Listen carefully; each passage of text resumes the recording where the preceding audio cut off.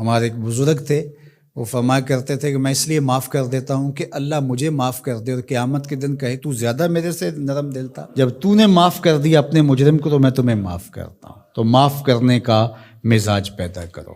اللہ اکبر۔ واللہ کے ان مبارک ناموں میں سے ایک رحمان بھی ہے، ایک نام رحیم بھی ہے، اور حدیث پاک میں ہے انما یرحم اللہ من عبادہ الرحماء، اللہ رحیم ہے اور اس بندے کو پسند کرتا ہے جو نرم دل ہو۔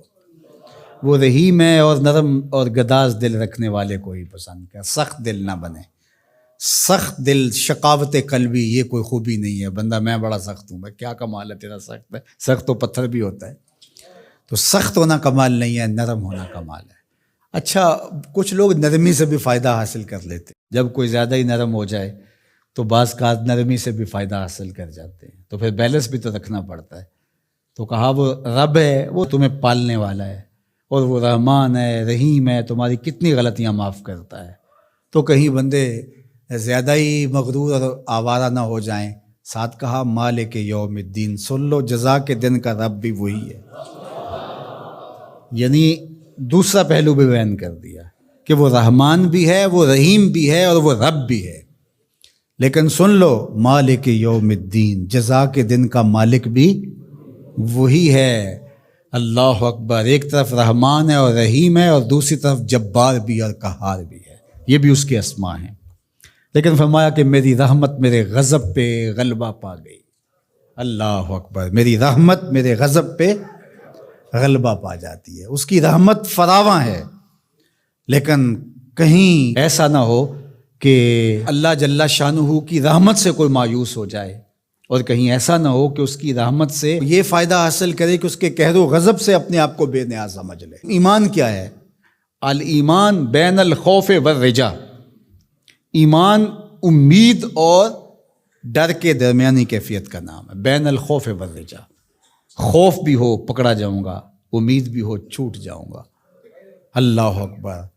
ڈر ہو وہ قہار ہے، وہ جبار ہے، وہ مالک یوم الدین ہے، ایک ذرے کا حساب ہونا ہے۔ ثم لتسألن یومئذ عن النعیم، دھڑکا لگا رہے، اور امید بھی ہو وہ رحمان بھی ہے، وہ رحیم بھی ہے، 70 ماؤں سے زیادہ پیار بھی کرتا ہے۔ تو ان دونوں کے درمیان ایمان ہے۔ فضل دی آس ہے مینوں نالے ڈر بھی آندا ہے، فضل دی آس ہے مینوں تے نالے ڈر بھی، امید بھی ہو اور ڈر بھی ہو۔ شیخ عبدالحق محدث دہلوی علیہ رحمہ تمہید الایمان میں لکھتے ہیں، حضرت عمر رضی اللہ تعالیٰ عنہ سے مروی کہ امید ہے تو اس لیول کی کہ اگر مجھے پتہ چلے کہ لوگ جہنم میں جائیں گے، ایک بندہ ہی جنتی ہوگا، تو میں امید رکھتا ہوں کہ وہ ایک میں ہوں گا۔ اور فرماتے اگر مجھے پتہ چلے کہ لوگ جنت میں جائیں گے، ایک ہی جہنم میں جائے گا، تو ڈرتا ہوں کہیں وہ ایک میں نہ ہو جاؤ۔ ڈر ہے تو اس لیول کا، اور امید ہے تو اس لیول کا۔ علماء نے کہا جوانی میں خوف غالب ہونا چاہیے، بڑھاپے میں امید غالب ہونی چاہیے۔ اللہ اکبر۔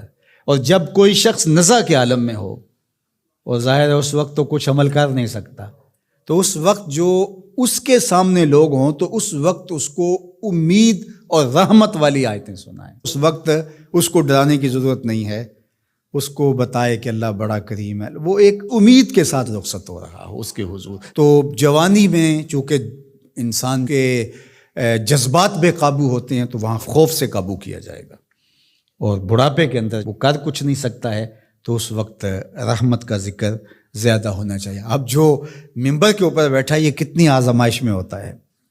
ممبر کے اوپر بعض لوگ اتنے ڈرا دیتے ہیں کہ لوگوں کو ویسے مایوس کر دیتے ہیں، اور بعض لوگ جو ہیں وہ اس قدر خوشخبری دیتے ہیں کہ لوگ دوسرے پہلو سے بے نیاز ہو جاتے ہیں، کچھ بھی نہیں ہوگا، جس طرح وہ ہمارے نعت خواں کرتے ہیں، کبھی وہ جہنم کا مذاق اڑا رہے ہوتے ہیں، کبھی جنت کا مذاق اڑا رہے ہوتے ہیں۔ تو قرآن نے تو بیلنس کیا ہے نا، بلکہ ایک صورت میں رحمت کا ذکر کیا، ساتھ کا مالک یوم الدین، سن لو کہ وہ جزا کے دن کا مالک بھی ہے۔ یوم الدین سے مراد ہوا یوم الحساب، وہ حساب کا دن ہے، یعنی قیامت کا دن۔